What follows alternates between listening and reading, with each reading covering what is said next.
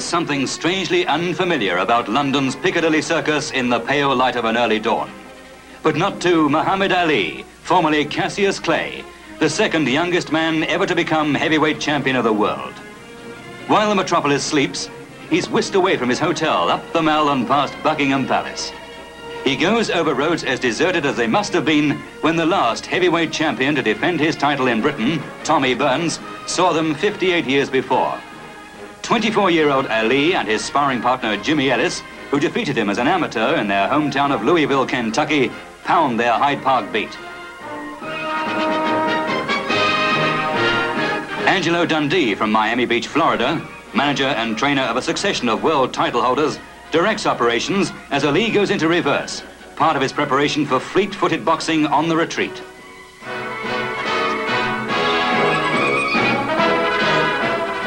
Fighters London, though, lies east of Piccadilly.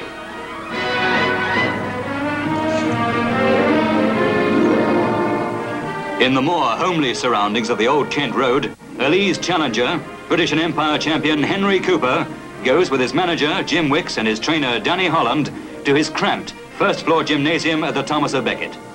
It's 12 years since Cooper and his twin brother George first set foot in it as hopeful young pugilists.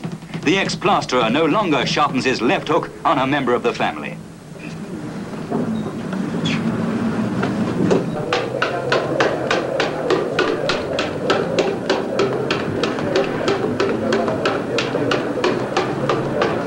And while at 32, training certainly doesn't become easier, Cooper demonstrates that he's clearly lost none of his zest for it.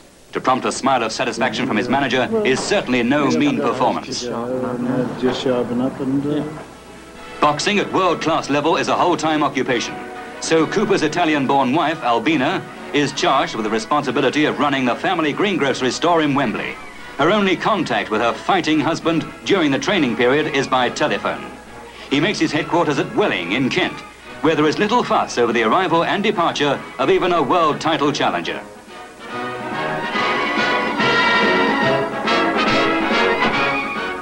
The champion, as a visitor, just can't get away from the crowds. His admirers flock around him as he arrives for an afternoon training session at the Parachute Battalion headquarters at White City. Meanwhile, the stage is being set for Britain's fight of the century. The football pitch at Arsenal's Highbury Stadium is being covered. As that toss proceeds, 6'3" Ali of the lightning hands and feet and reflexes puts the finishing touches to his own preparations for his 24th fight. The hands which punch their way to $1 million quicker than any other world heavyweight champion managed to do are bandaged with meticulous care. This is how the fighter sharpens the tools of his trade. A rigorous, demanding, recurring process from which there is no escape if the rich rewards are to continue. For all that, Ali keeps a careful watch on the financial aspects. It'll cost $160 to bring in, but it's worth more than that. It's $160 to a man who's got 25 million people watching. It mean nothing. It ain't nothing. It ain't nothing. Fight day fever really begins with the weigh-in. Crowds throng Leicester Square hoping for a glimpse of the giants. In the comparative calm of the Odeon Theatre, a confident-looking Cooper is first to the scales.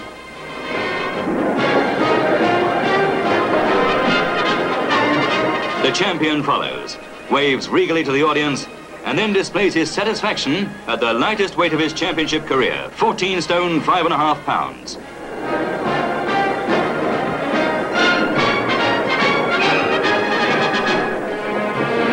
Cooper is 13.5 pounds lighter.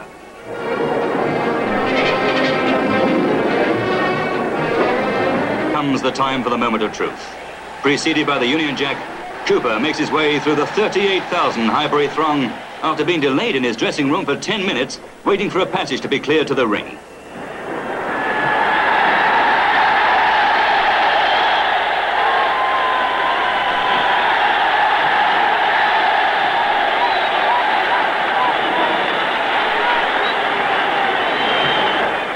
What can his thoughts be at this moment? Is this the setting for triumph or just another punishment pit? Before he has time to ponder, tight-lipped Ali is following the Star-Spangled Banner into the Blue Robe Square. This is the final build-up, the crowning moment to a presentation yet to be bettered anywhere in the world.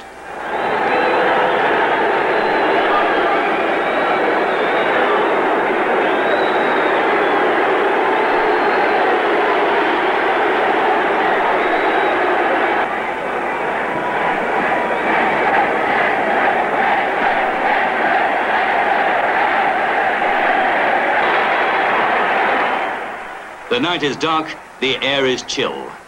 The rivals limber up, edgily, almost apprehensively, as a succession of famous fighters of yesterday and today take a bow. Here's America's Rocky Marciano.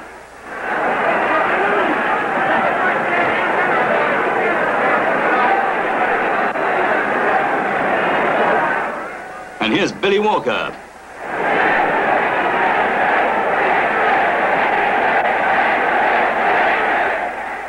Then from MC Charles Freen, the announcement. For the heavyweight championship of the world, between the challenger, who is the heavyweight champion of Great Britain and the Empire, Henry Cooper.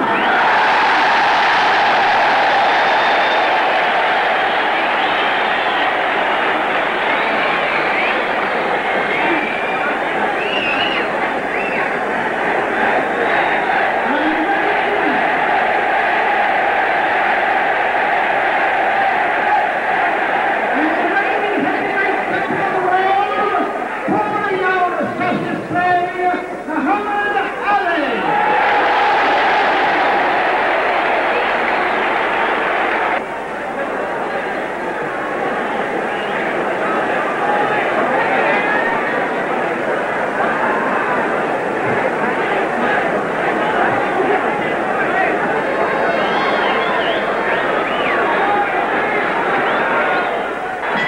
Ali goes straight into his twinkle-toe routine, boxing on the retreat, watching Cooper's every move.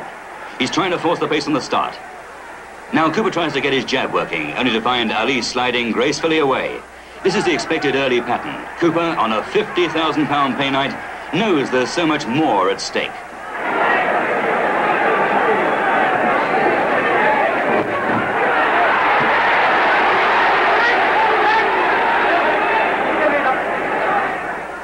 When they met 3 years ago, disaster came Cooper's way in the 5th round. Badly cut eyes cost him dearly after he'd left hooked Ali to the canvas. And surely he must be thinking, the longer the fight goes, the greater the risk of it happening again.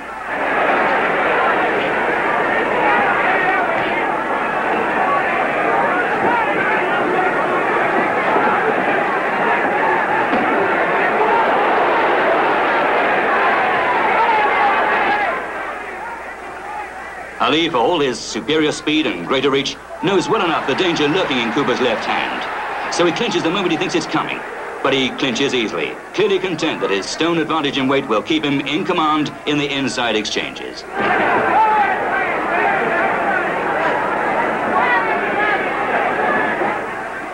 Cooper, trying to overcome the problem of a shorter reach, lunges with his left hand to the body in an effort to get to his man.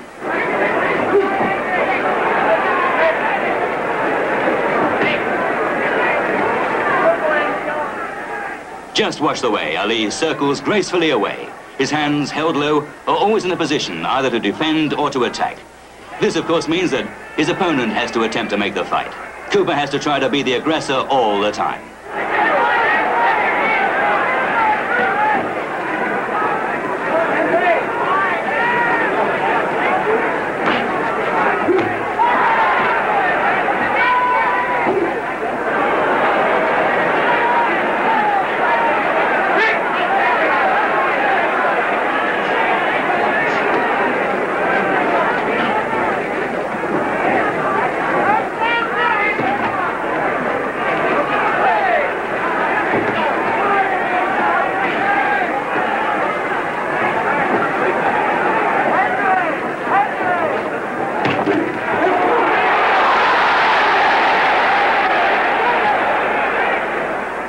But Ali wastes no chance of aggression himself. The punches flash out at lightning speed. And although they might not be particularly damaging ones, he's making them count. Watch also the way he slides away from those Cooper jabs. He makes them miss by a fraction, but that's sufficient. Even if they land, he rides them enough to take away the sting. Cooper knows he has to force the issue, but it isn't easy against a rival as slippery as this. At the end of the first round, there's good reason for him to be happy. It's a promising start.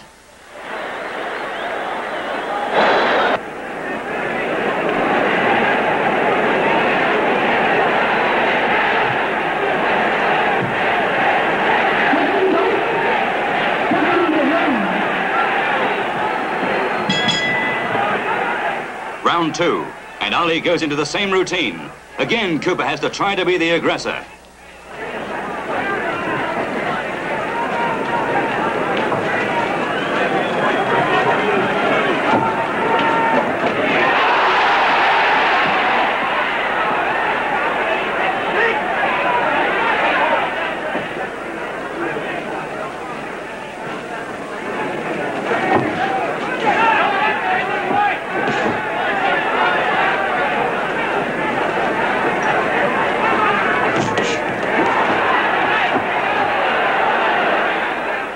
Ali clasps his gloves, inviting Cooper to come forward, but the British champion is even more watchful than he was in the first round. Ali rides one jab and parries another. Then he gets home with the right hand. Ththese punches don't look particularly heavy because of the speed with which he throws them, but with more than 14 stone behind them, there's no doubt anybody would know when they arrive.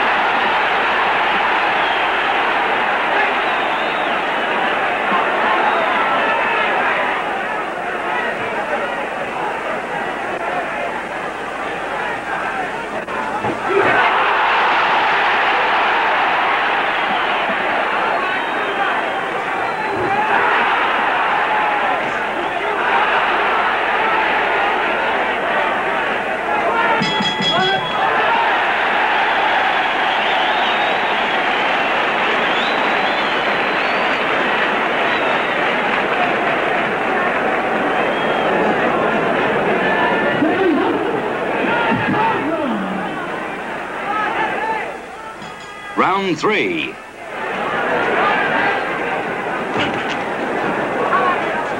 Almost at once they dive into a clinch, and the referee warns them to break at his command.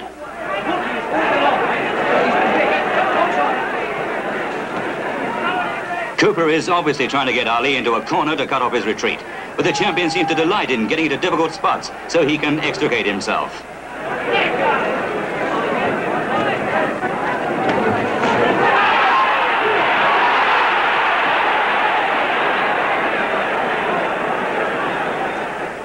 There's another of those fast right hands from Ali. They go in like lightning. But Cooper rallies smartly, connecting at once with a solid left jab and a right hand to the head. He's throwing those right hands more often than usual. Perhaps this is because he thinks Ali believes he's just a left-hand fighter.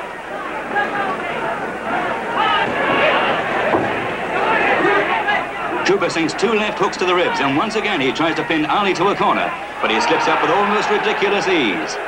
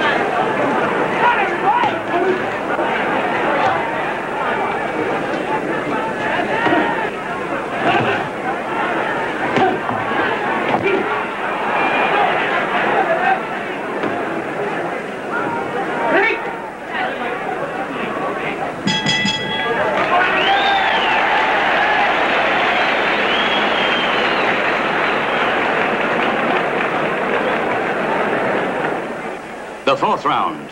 And this, of course, is a round of expectation. In their last meeting, it ended with Ali just having climbed from the canvas.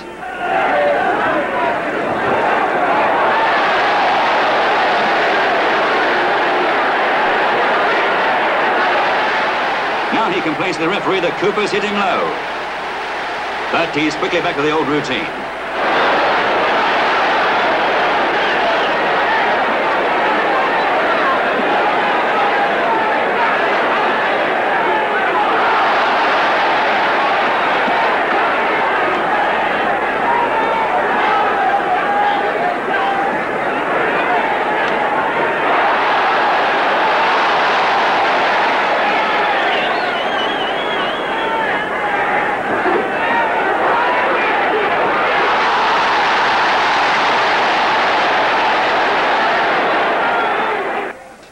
Somehow, though, as the 5th round begins, it's apparent that he realizes the time has come to step up the tempo.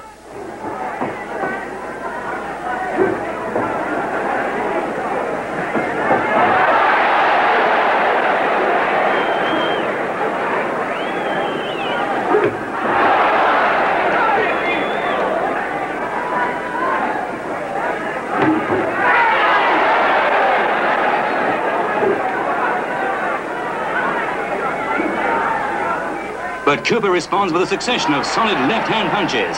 And while Ali shrugs them off, there's not much doubt that some of them hurt.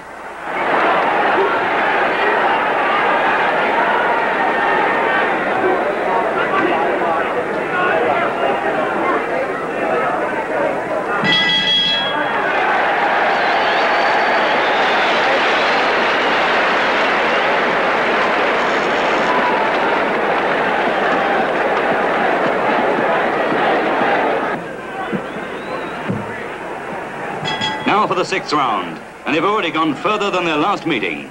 Cooper is still going forward.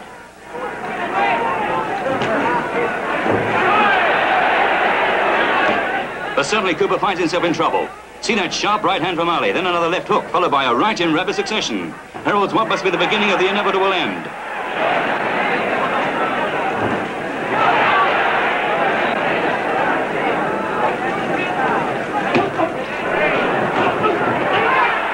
Cooper's left eyebrow spurts blood. It's gushing out just like a burst pipe.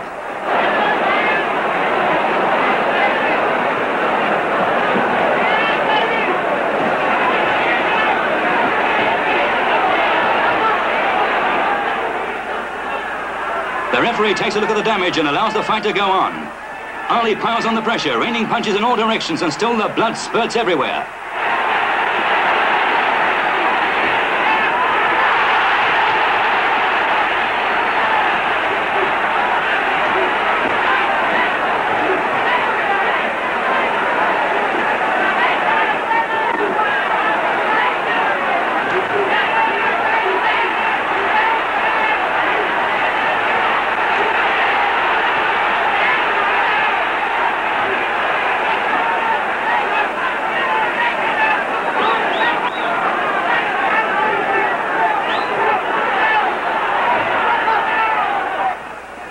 A second look and it's all over, it's all over.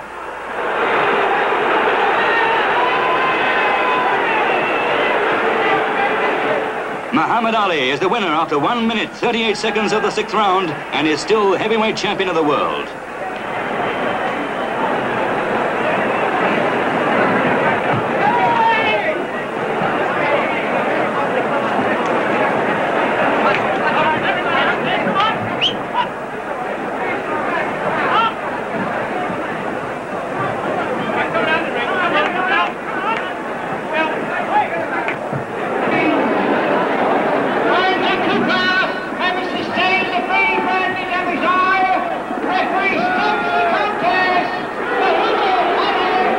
And even as the crowd surges into the ring, the argument begins whether the cut was caused by a punch or a collision of heads.